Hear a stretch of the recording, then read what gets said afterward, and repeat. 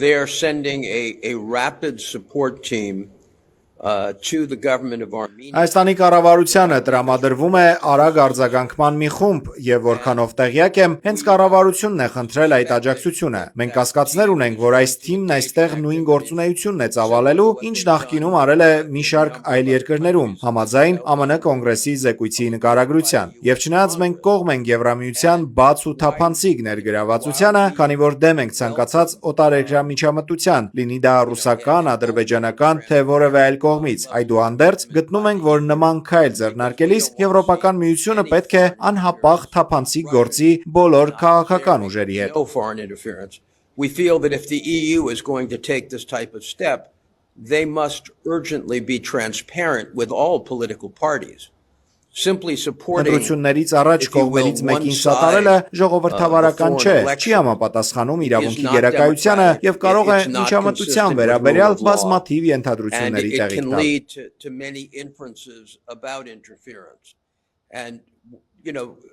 Եվ գիտեք, իլերում են դրա, մայիսի 4-ին եւ 5-ին Հայաստանում տեղի է ունենալու Եվրամիության գագաթնաժողով։ Եվրամիության նման միջոցառում այս տարածաշրջանում նախկինում երբևէ չի եղել։ Այն տեղի է ունենում սպասվող շատ թեժ ու մրցակցային ընտրություններից մեկ ամիս առաջ։ Եվ կրկին, դա կարող են դիտարկել որպես առերևույթ միջամտություն։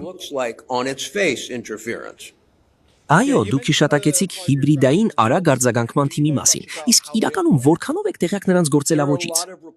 Նրանց աշխատանքի մեթոդների մասին բազմաթիվ տեղեկություններ կան, եւ մենք հիմա հետաքննում ենք դրանք։ Ըստ ամենայնի, նրանք պարզապես մանիպուլյացիայի են ենթարկում սոցիալական ցանցերն ու դրանց ալգորիթմները, սակայն ամենացավալին այն է, որ նրանց գործունեության մեջ թափանցիկության իսպառ բացակայություն է նկատվում։ Սա իսկապես ապշեցուցիչ է մի կառույցի համար, որն իրեն հռչակում է ժողովրդավարության արժեքների եւ իրավունքի գերակայության ջատագով։ Եվ եթե չեմ սխալվում, նրանք 27 միլիոն եվրո են ծախսում սրա վրա։ Ողջամիտ է արդյոք ենթադրել, որ այդ գումարի մի մասը հատկացվելու է հենց այդ արագ արձագանքման թիմին։ Կարծում եմ դա գրեթե անկասկած է եւ կրկին պետք է սթափ հայացքով նայել պարոն Փաշինյանին։ Նա հետխորհրդային տիպիկ բռնապետ է, հենց այդպիսինն է։ Նա թիրախավորել է եկեղեցու առաջնորդին, անհիմն մեղադրանքներով հետապնդել քաղաքական հակառակորդներին։ Այսօր մեզնից շատերը խորապես մտահոգված են 18-ամյա մի դպրոցականի ճակատագրով, որին Փաշինյանի թիկնապահներից մեկի հարվածից ուղեղի ցնցում ստանալուց հետո հիվանդանոցից անմիջապես տեղափոխեցին քրեակատարողական հիմնարկ։ Նրան 60 օրով նախնական կալանքի ենթարկելը բացարձակապես հակասում է թե մարդասիրությանը, թե Եվրոպական կոնվենցիային եւ նրա 5-րդ հոդվածով սահմանված իրավունքներին։ And in fact he was sentenced to 60 days in pre-trial detention, which is absolutely contrary to both humanity and the European Convention and his Article 5 rights. Այն ինչ կատարվում է Հայաստանում Փաշինյանի օրոք ժողովրդավարության, մարդու իրավունքների եւ օրենքի գերակայության անկումը, այնքան անհեթեթ է դարձնում Եվրամիության կողմից որևէ կերպ կշեռքի նժարն այս մարդու օգտին թեքելը։ Ես իսկապես այդպես եմ կարծում։ Սա պարզապես ցնցող է։ Իսկ արևմտյան կառավարություններից կամ հասարակական կազմակերպություններից որևէ մեկը կապ հաստատել է ձեզ հետ, աջակցություն առաջարկելու կամ պարզապես հասկանալու համար, թե ինչ է կատարվում ձեր պաշտպանյալի հետ, կամ գուցե հրապարակային հայտարարություններ են արել, զգուշացնելով Փաշինյանին զերծ մնալ նման գործողություններից։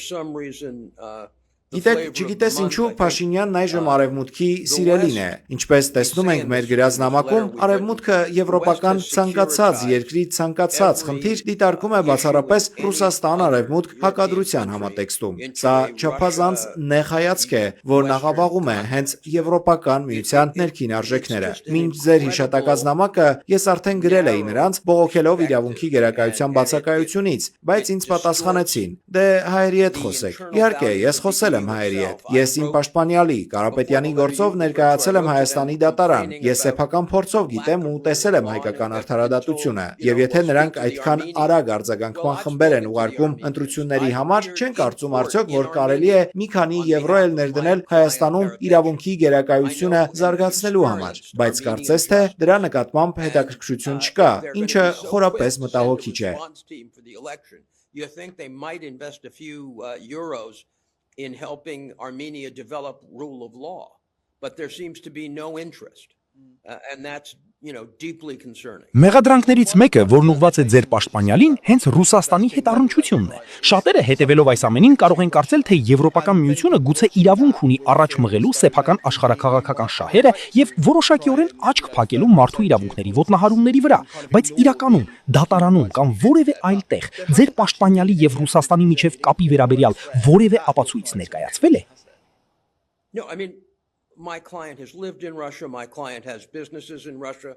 as he has in Ոչ, many իմ other պաշտպանյալն countries ապրել է where he's Ռուսաստանում, often had. այնտեղ բիզնեսներ ունի, ինչպես որ ունի շատ այլ երկրներում։ Նա շատ հարուստ մարդ է։ Իհարկե, որևէ ապացույց չկա, քանի որ իրականությունն այն է, որ մեր պաշտպանյալը շատ արևմտամետ է, սակայն պարոն Փաշինյանը, քանի որ չունի հստակ ծրագիր եւ գաղափարախոսություն եւ լինելով մի մարդ, որը հարձակվել է հայոց եկեղեցու եւ մշակույթի վրա, պարտվել է երկու պատերազմ եւ ծայրաստիճան ոչ ժողովրդական է, այս պահին նա ըստ էության ընկալվում է որպես ադրբեջանական վարչակարգի կամակատար։ Եվրամիության կամ Արևմուտքի տեսանկյունից նա կարծես անքննադատելի լինի, ինչը պարզապես ոչ մի տրամաբանության մեջ չի տեղավորվում։ Դրան գումարվում է իմ պաշտպանյալի նկատմամբ շարունակվող հետապնդումը։ Նա չի կարողանում քարոզարշավ անել, չի կարողանում լիարժեք օգտվել խոսքի կամ հավաքների ազատության իր իրավունքից, ընդամենը մի քանի բառով սատարելու համար այն եկեղեցուն, որի արժեքներով դասյարակվել է թե ինքը, թե հայ բնակչության 93%-ը։ Միևնույն ժամանակ Բաքվում ադրբեջանցիները ցուցադրական դատավարություններ են անցկացնում եւ պատանդ են պահում մոտ 2 տասնյակ մարդկանց, որոնց ապօրինի դատում են, իսկ Փաշինյանը նույնիսկ չի էլ խոսում այդ մասին։ Փաշինյանն իր տեսակով, որքան էլ տարօրինակ հնչի, ինձ հիշեցնում է Պոլ Պոտին։ Նա փորձում է վերախմբագրել Հայաստանի պատմությունը։ Նա ցանկանում է հրաժարվել անկախության հռչակագրից, փոխել երկրի խորհրդանիշները, տեղի է տվել ադրբեջանական շահերին։ The history of Armenia. He wants to drop their declaration of independence. Եվ ոչինչ չի արել Արցախից բռնի տեղահանված ու Հայաստանում դժվարությունների մեջ հայտնված 120,000 քաղաքացիներին սատարելու համար։ Սա պարզապես ցնցող է։ The 120,000 Karabakh citizens who were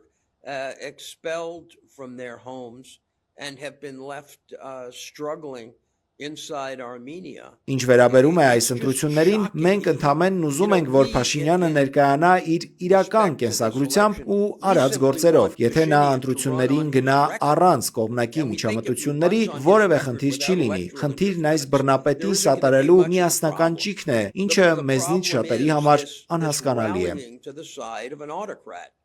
that very few of us involved in the election can understand.